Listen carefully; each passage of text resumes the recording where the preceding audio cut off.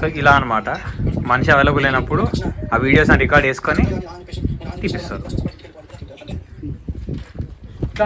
Hello, ఏంటి పేరేమో కాదురా, అరుణ్. హలో అరుణ్, ఏమైంది? మనం కలిసి ప్లేస్కి వచ్చినా ఇక్కడ నువ్వేంది?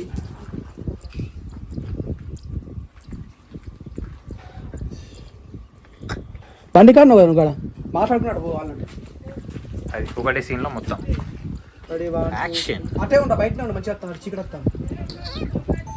యాక్షన్.